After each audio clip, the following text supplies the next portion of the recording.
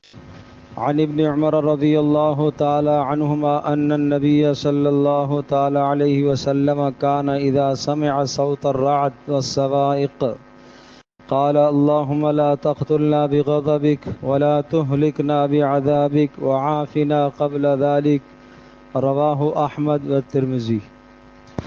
حضرت عبداللہ بن عمر رضی اللہ تعالی عنہما سے روایت ہے کہ رسول اکرم صلی اللہ تعالی علیہ وسلم جب بادلوں کی گرج اور بجلیوں کی کڑک سنتے تو اللہ سے یہ دعا کرتے، اللہم لا تقتلنا بغضبک، اے اللہ ہمیں اپنے غضب سے ختم نہ کرنا، ولا تہلکنا بعذابک، اور اپنے عذاب سے ہمیں ہلاک نہ کرنا، وعافنا قبل ذلک، اور اس سے پہلے ہمیں عافیت عطا فرما۔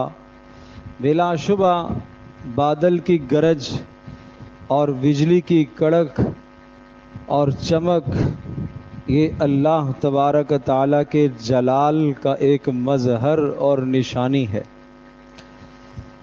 تو وہ شخص جو اللہ کی پوجا کرتا ہے، اللہ کی بندگی کرتا ہے، جب وہ اس قسم کا منظر آسمان پر دیکھتا ہے، بجلی کی کڑک اسے نظر آئے، بادلوں کی گرج وہ سنے، تو اسے انتہائی عاجزی کے ساتھ، تذلل کے ساتھ، انکساری کے ساتھ اللہ کے رحم اور کرم اور عافیت کی دعا کرنی چاہیے۔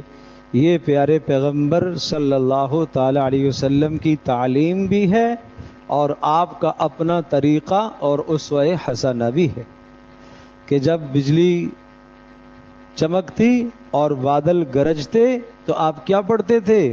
اللہم لا تقتلنا بغضبک، اے اللہ اپنے غضب سے ہمیں ختم نہ کرنا، اور ولا تہلکنا بعذابک، اے اللہ اپنے عذاب سے ہمیں ہلاک نہ کرنا، وعافنا قبل ذلک، اس سے پہلے اللہ تو ہمیں عافیت عطا فرما۔ اس لیے کہ یہ تیز اور تند ہوائیں اور یہ بجلیوں کا کڑکنا، بادلوں کا گرجنا کبھی کبھی تو اللہ کی رحمت کا مقدمہ بنتا ہے اور کبھی کبھی یہ عذاب الہی کا سبب بن جایا کرتا ہے۔ اس لیے ایسے موقع پر آدمی کو اللہ کی طرف متوجہ ہونا چاہیے، کہیں یہ ہوائیں، کہیں یہ بارشیں ہماری ہلاکت کا ذریعہ نہ بنے۔ ایک اور روایت سنیے، حضرت عبداللہ ابن عباس رضی اللہ تعالی عنہما ارشاد فرماتے کہ جب بھی کبھی تیز ہوا چلتی تو رسول اکرم صلی اللہ تعالی علیہ وسلم اپنے گھٹنوں کے بل اللہ کے حضور جھک جاتے اور یہ دعا کرتے۔ کیا دعا کرتے؟ اللہم اجعلها رحمتاً، اے اللہ اس ہوا کو ہمارے حق میں رحمت بنا، ولا تجعلها عذاباً، اے اللہ اس کو عذاب کا ذریعہ نہ بنا، اللہم اجعلها ریاحاً ولا تجعلها ریحاً، اے اللہ اس ہوا کو ہمارے لیے زندگی کا ذریعہ بنا، اس ہوا کو ہماری ہلاکت اور تباہی کا ذریعہ نہ بنانا۔ حضرت عائشہ رضی اللہ تعالی عنہا ارشاد فرماتی ہیں کہ جب بھی ہوائیں چلتی تو اللہ کے نبی یہ دعا کرتے، اے اللہ اس ہوا کی خیر اور اس میں جتنی بھی خیریں ہیں اور جن جن چیزوں کے ساتھ یہ ہوا بھیجی گئی ان تمام چیزوں کی خیر کا میں سوال کرتا ہوں، اور اس ہوا کے شر سے اور اس کے اندر جتنے شر ہیں اور جو جو شر اس کے ساتھ بھیجے گے ان تمام کے تمام شرور سے اے اللہ میں تیری حفاظت چاہتا ہوں۔ اور جب آسمان پر بادل نظر آتا، بارش ہونے کا امکان نظر آتا تو آپ کیا کرتے تھے؟ ہم کیا کرتے ہیں؟ اللہ کے نبی کیا کرتے تھے؟ فرمایا تغیر لونہ، پیارے نبی صلی اللہ علیہ وسلم کا چہرہ، آپ کا رنگ بدل جاتا، وخرج ودخل واقبل وادبر، کبھی اندر داخل ہوتے، کبھی باہر نکلتے، کبھی آگے ہوتے کبھی پیچھے ہوتے. فَإِذَا مَطَرَتْ سُرِّيَ عَنْهُ، اور جب بارش ہو چکی ہوتی اور دھوپ نکل آتی تو آپ خوش ہو جاتے. حضرت عائشہ رضی اللہ تعالی عنہا فرماتی ہیں میں نے پوچھا اللہ کے رسول ایسا آپ کیوں کرتے ہیں؟ جب بادل آسمان پر نظر آتے ہیں، بارش کا امکان ہونے لگتا ہے تو آپ کا چہرہ، آپ کا رنگ بدل جاتا ہے. آپ کبھی اندر کبھی باہر اور کبھی آگے کبھی پیچھے ایسے ہوتے ہیں، اور جب بارش ہو چکی ہوتی ہے تو آپ خوش ہو جاتے ہیں. آپ علیہ السلام نے ارشاد فرمایا عائشہ کیا آپ کو معلوم ہے قوم عاد نے جب بادل کو آتے دیکھا تھا تو کیا کہا تھا؟ فَلَمَّا رَأَوْهُ عَارِضًا مُسْتَقْبِلَ أَوْدِيَتِهِمْ قَالُوا هَذَا عَارِضٌ مُمْطِرُنَا. جب انہوں نے بادل آتا ہوا دیکھا اپنی بستیوں کی طرف تو کہنے لگے یہ بادل آیا اور یہ برسا اور ہماری ضرورت پوری ہو گئی. تو حضرت ہود علیہ السلام نے فرمایا تھا نہیں نہیں نہیں، یہ بارش نہیں ہے، بل ہوا مستعجلتم بہ، یہ وہ عذاب ہے جس کو تم نے مانگا تھا.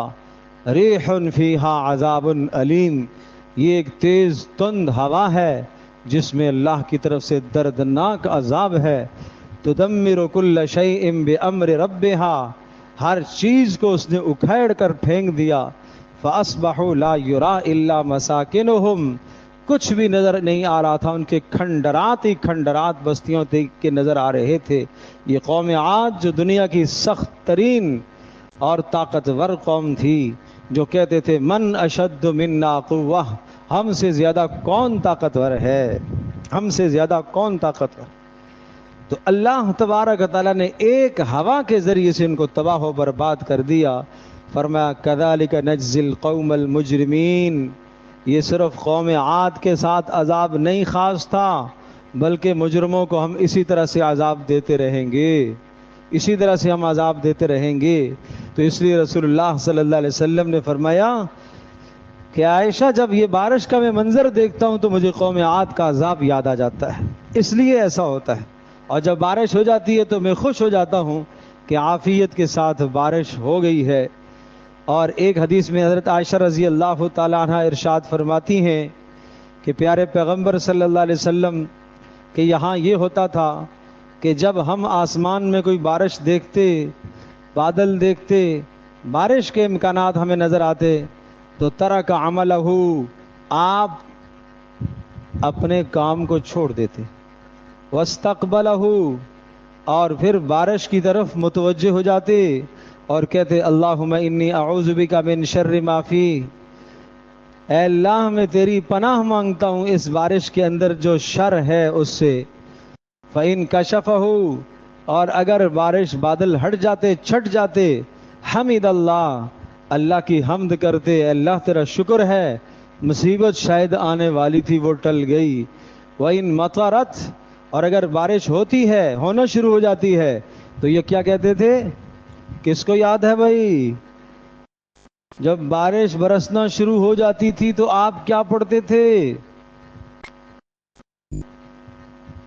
اللہم سقیا نافعا، اللہم سقیا نافعا، سقیا سین قاف یا الف، سقیا نافعا، اے اللہ سیرابی والی اور نفع مند بارش عطا فرما.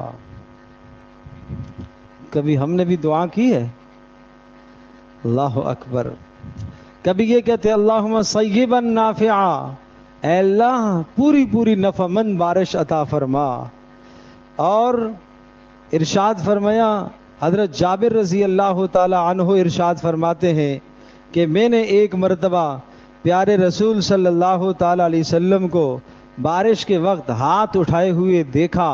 آپ یہ پڑھ رہے تھے اللہم اسقنا غیثا مغیثا، اے اللہ ہمیں بھرپور بارش عطا فرما جو زمین کے موافق ہو، سازگار بھی ہو، کھیتوں کو سیراب کرنے والی ہو اور اس سے نفع ہی نفع ہو اور نقصان نہ ہو.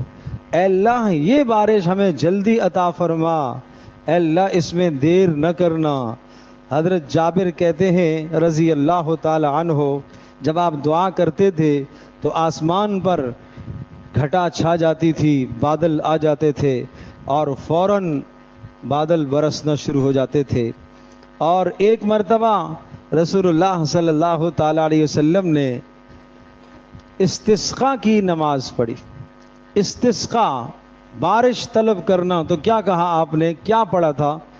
اللہم اسق عبادک، اے اللہ اپنے بندوں کو سیراب فرما، و بہیمتک، اے اللہ اپنے چوپایوں کو بھی سیراب فرما، وانشر رحمتک، اے اللہ اپنی رحمت کو بھیج دے، واحیی بلدتک المیت، اے اللہ مردہ زمین، بنجر زمین میں جان ڈال دے۔ کیا خوب اپیل ہے پیارے پیغمبر صلی اللہ علیہ وسلم کی، کیا عاجزی۔ اے اللہ اپنے بندوں کو سیراب فرما، اے اللہ بندوں کے علاوہ جانوروں کو، چوپایوں کو سیراب فرما، اے اللہ اپنی رحمتوں کو نازل فرما، اے اللہ اس بنجر زمین کو قابل کاشت بنا۔ آج ہر جگہ پریشانی ہی پریشانی۔